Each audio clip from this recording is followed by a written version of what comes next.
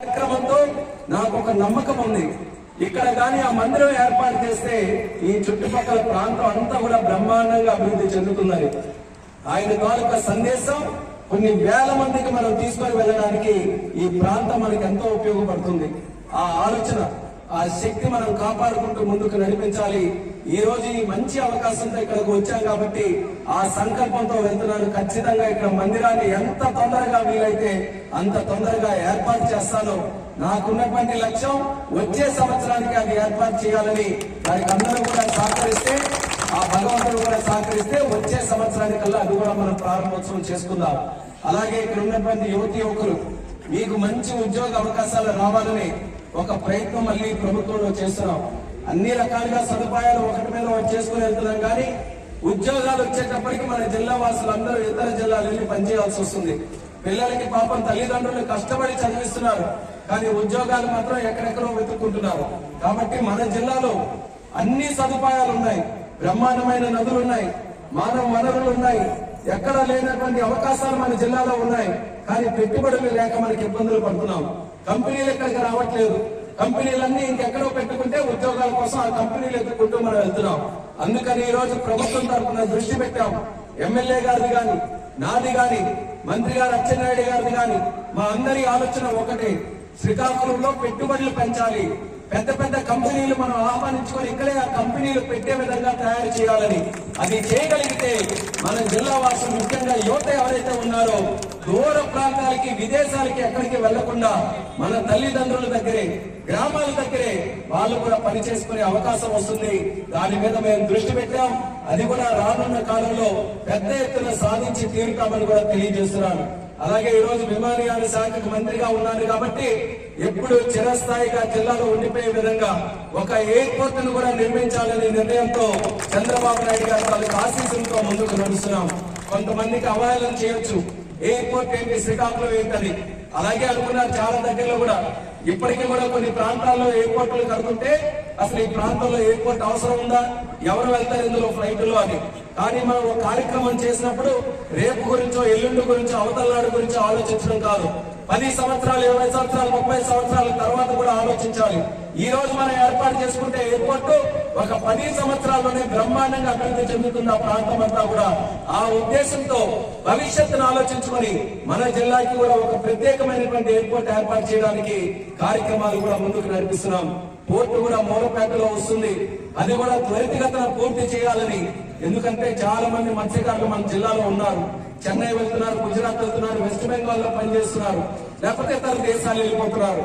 అదే పోర్టు మన దగ్గర ఉంటే వాళ్ళందరూ ఇక్కడే పనిచేసుకునే అవకాశం దక్కుతుంది. పోర్టును కూడా పూర్తి చేస్తాం. అలాగే ఎక్కడెక్కడైతే భూమి ఉందో భూమి అంతా కూడా కలిపికట్టుగా మన తాలూకా పెట్టుబడుల కోసం అన్ని కూడా సిద్ధం చేస్తున్నాం. అందుకని ప్రజలందరూ కూడా పాజిటివ్ యాటిట్యూడ్ తో మన జిల్లాని అభివృద్ధి ఎలా చేసుకోవాలనే ఆలోచనతో మనం అందరూ ముందుకు రావాలి. ఇప్పటి వరకు కూడా ఎప్పుడూ ఒక ఆలోచన నడిచేది, శ్రీకాకుళం జిల్లా అంటే ఏదో వెనుకబడిన జిల్లా, ఎక్కడో మారుమూల ప్రాంతం. ఇంకా మారుమూల ప్రాంతం అని అంటే పని జరగదు. ప్రధానమైన ప్రాంతంగా మనం అందరూ ఆలోచించాలి. ఎక్కడికి మారుమూల ప్రాంతం? శ్రీకాకుళం జిల్లాలో ఇక్కడ మన భువనేశ్వర్ లో బయలుదేరి, అలాగే ఛత్తీస్గఢ్ మన పక్కనే రాష్ట్రం ఉంది, ఛత్తీస్గఢ్ తాలూకు క్యాపిటల్ రాయ్పూర్. అలాగే మన రాష్ట్రానికి క్యాపిటల్ ఈ రోజు అమరావతి. అమరావతిలో ఒక వ్యక్తి బయలుదేరి, భువనేశ్వర్ లో ఒక వ్యక్తి బయలుదేరి, ఇటు రాయ్పూర్ లో ఒక వ్యక్తి, ముగ్గురు కూడా ఒకే సమయంలో బయలుదేరితే అందరూ కూడా కలుసుకునేటటువంటి ప్లేస్ ఏదైనా ఉందంటే అది మన శ్రీకాకుళం జిల్లా. అంటే 3 రాజధానులకి కూడా సమానమైనటువంటి దూరంతో మన జిల్లా ఉంది. అలాంటి గొప్ప ప్రదేశం ఇది, ఒక పుణ్యభూమి. అరసవెల్లి సూర్య దేవాలయం, శ్రీకోర్మనాథుల ఆలయం, అలాగే శ్రీముఖలింగేశ్వర ఆలయం, పెరుమాళ స్వామి మందసాల ఆలయం, అలాగే సుదీర్ఘమైనటువంటి తీర ప్రాంతం, కొండల ప్రాంతం, గిరిజన ప్రాంతం, అలాగే నదులు బ్రహ్మాండమైనటువంటి వంశధార నాగావళి. ఏ జిల్లాలోనైనా ఉందా ఇంత కెపాసిటీ, ఎంత పొటెన్షియల్ ఉందా? మన శ్రీకాకుళం జిల్లాలో ఉంది. ఎందుకు ఈ మాట అంటున్నానంటే మీరు ఎక్కడికైనా వెళ్తే మీకు ఎవరైనా సరే వెక్కిరించవచ్చు, అవహేళన చేయొచ్చు. శ్రీకాకుళం జిల్లా నుంచి వచ్చారు, ఏం చేస్తారని మీరు చెప్పండి. శ్రీకాకుళం జిల్లాలో పార్లమెంటు సభ్యుల తాలూకా శక్తి అంటూ మీరు అందరూ కూడా చెప్పండి. శ్రీకాకుళం జిల్లాలో ఉండే యువత తాలూకా శక్తి ఏంటో మీరందరూ కూడా చెప్పండి. మేము ఎవరికి కూడా తీసుకోము. శ్రీకాకుళం జిల్లా అంటే ఒక పవర్ఫుల్ జిల్లా అనేది ప్రతి ఒక్కరు కూడా ఆలోచన మీ మనసులో మీ గుండెల్లో పెట్టుకొని ముందుకు నడవాలి. ఆ శక్తితో ముందుకు నడిస్తే శ్రీకాకుళం జిల్లా వాసి ఎక్కడ కనిపడినా సరే తలెత్తుకొని సలాం కొట్టేటటువంటి రోజులు అతి దగ్గరలోనే ఉంటాయని ఈ సందర్భంగా మీ అందరికీ తెలియజేస్తున్నాను. నేను కష్టపడతాను, నాకు చాలా ఆలోచనలు ఉన్నాయి. జిల్లాని అభివృద్ధి చేయాలి, కానీ అవన్నీ జరగాలంటే నేను ఒక్కనే చేస్తే అయిపోతుందా? మీ అందరూ కూడా తోడు రావాలి కదా, మీరందరూ కలిసికట్టుగా లక్ష్యం వైపు నడవాలి కదా. అదే నా తాలూకా ప్రయత్నం. జిల్లాలో ఉండే ప్రతి వ్యక్తి కూడా జిల్లాని మరింత అభివృద్ధి చేసేందుకు మీకు ఏ రకంగా తోచితే అది, మీరు ఏ రంగంలో ముందుకు నడవాలంటే అది, అన్ని రంగాల్లో కూడా మనం అభివృద్ధి చెందాలి. దానికి మీరందరి తాలూకా ఆశీస్సులు మీ సహకారం మళ్ళీ ఉండాలి. అలాగే జిల్లాలో మన సింగపురం గ్రామానికి ఉండే అవకాశం కూడా చాలా మందికి లేదు. జాతీయ రహదారి పక్కన ఉన్నటువంటి గ్రామం, పెద్ద గ్రామం. అన్ని రంగాల్లో మనం ఈ రోజు ఎదుర్కొంటే అన్ని కులాల తాలూకా సమ్మేళనం ఉంది సింగపురంలో. అలాగే అన్ని రంగాల్లో కూడా, ఒక స్పోర్ట్స్ లో తీసుకున్నా, గవర్నమెంట్ లో తీసుకున్నా, ఏ రంగంలో చదువుల్లో తీసుకున్నా, డాక్టర్స్ గా తీసుకున్నా, ఏ రంగం తీసుకున్నా ఒక వ్యక్తి మనకి సింగపురం గ్రామానికి సంబంధించిన వ్యక్తి అన్ని రంగాల్లో ఈ రోజు ఉన్నారు. అంత గొప్ప అవకాశం మన గ్రామానికి ఉంటే ఒక్కసారి ఆలోచించండి. అందరూ కలిసి కట్టుగా ఒక కార్యక్రమం చేస్తే మనకి ఎవరికైనా తిరుగుంటుందా? అంత శక్తి మన సింగపురం గ్రామంలో ఉంది. దయచేసి అందరూ కూడా మనం ఆలోచించాల్సింది ముందుకు ఎలాగెళ్తామనేది ఎప్పుడు ఆలోచన ఉండాలి. ఒకరు ముందుకు వెళ్ళిపోతే ఆయన ఎలా వెనక్కి లాగుదామనంటే ఎవరికి కూడా ఉపయోగం ఉండదు.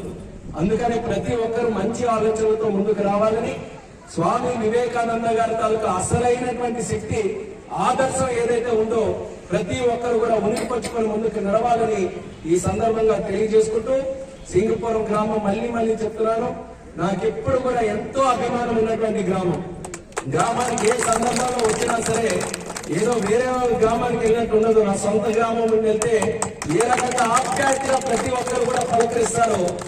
కొన్ని సందర్భాల్లో జస్ట్ కారులోనే అలా వెళ్ళిపోతుంటే చాలు, అందరూ కూడా బయటకు వచ్చి మరీ స్వాగతం పలుకుతూ, పలకరిస్తూ, చిరునవ్వుతూ అందరూ కూడా పలకరిస్తారు. అటువంటి గ్రామం మరి శ్రీకాకుళం జిల్లాలో ఉన్నందుకు చాలా ఆనందపడుతున్నాను. గ్రామం బ్రహ్మాండంగా అభివృద్ధి చెందాలి, అందరూ అనుకునేటటువంటి మంచి ఆలోచనలు కూడా సాకారం అవ్వాలని మరొకసారి తెలియజేసుకుంటూ, సంక్రాంతి కూడా రేపటితో మొదలవుతుంది.